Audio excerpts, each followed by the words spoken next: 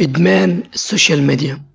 كان في واحد اسمه كريم، كل يوم أول ما يصحى الصبح أول حاجة يعملها يمسك الموبايل، يفتح فيسبوك، بعد كده تيك توك، بعد كده انستجرام، ويقول لك إن ده آخر فيديو وهقوم. لكن في الحقيقة اللي كان بيقوم هو الوقت مش كريم. الساعة جت 2 وكريم لسه قاعد على السرير، يضحك على فيديو ويحزن على بوست وشتت نفسه من غير ما يحس. كريم ما كانش مدمن مخدرات، كريم كان مدمن لايكات. تعرف ايه هو اللي اخطر من انك تضيع وقتك؟ انك تبقى مش حاسس انك بتضيعه اصلا.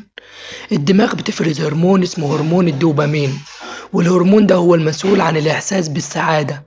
كل صورة وكل فيديو وكل شير بيشدك هو جرعة دوبامين، ومع الوقت بتحتاج جرعة اكبر. يعني الفيديوهات اللي كانت بتضحكك زمان دلوقتي بقت مملة ومش بتضحكك، فالدماغ تقولك هات غيرها، هات اكتر، هات اسرع. وده بالظبط نفس اللي بيحصل في إدمان المخدرات. كريم بقى مش بيقدر يستغنى عن الموبايل، بيحس بالقلق لما التليفون يكون بعيد عنه، وبيحلم بالإشعارات وبيفقد تركيزه حتى في الحاجات اللي كان بيحبها. بقى بيعيش أقل ويتكلم أقل ويضحك أقل، وكل يوم يقارن نفسه باللي على الشاشة، اللي بيضحكوا واللي ناجحين واللي عايشين حياة هي مش حقيقية أصلا. كريم بدأ يحس إنه فاشل، لكن في الحقيقة هو مش فاشل، هو بس نسي يعيش حياته هو وانشغل بحياة غيره. في يوم من الأيام الموبايل فصل شحن.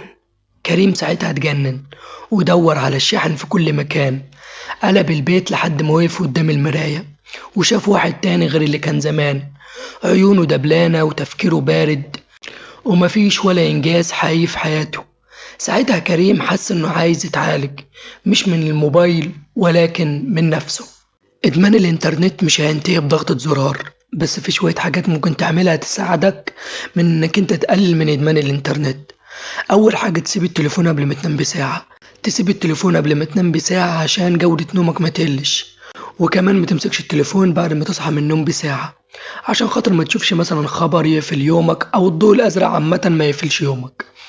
تاني حاجة ممكن تعملها تخصص ساعات يومية في اليوم إنك أنت ما تمسكش فيها التليفون، ويستحسن الساعات دي تختارها في التوقيت اللي انت بتفتح فيها نت كتير. يعني انت مثلا حددت لنفسك ساعتين، اختار الساعتين دول في اكتر وقت انت بتفتح فيهم نت عشان تحس انك انت عملت انجاز حقيقي. تالت حاجة ممكن تعملها، انت لو كنت بتتفرج على السوشيال ميديا على ناس ناجحين ومبسوطين وانت عايز تعمل زيهم بس مكسل، فيبدأ واحدة واحدة، ابدأ يعمل حاجات بسيطة. على الأقل مثلا انت بتستهلك السوشيال ميديا مش هي اللي كانت مستهلكاك بس. ورابع حاجة أنا بحب أقولها على طول، إنك أنت لو ما عندكش عزيمة وإرادة إنك أنت تغير النقطة دي، فأي فيديو أو أي نصيحة مش هتنفعك، لان بالبلدي اساسا انت ما عندكش العزيمه او مكسل اساسا انك انت تغير النقطه دي. فمش هيجي واحد، لا انا ولا غيري، مهما كانت طريقه كلامه ولا اسلوبه ولا النصائح اللي بيقولها، هيقدر يغير الحاجات اللي انت عايز تغيرها، زي مثلا ادمان السوشيال ميديا او اي ادمان تاني.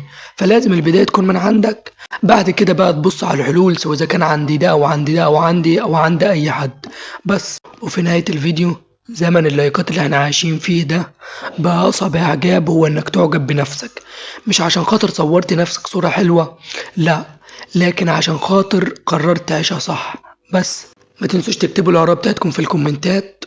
سلام.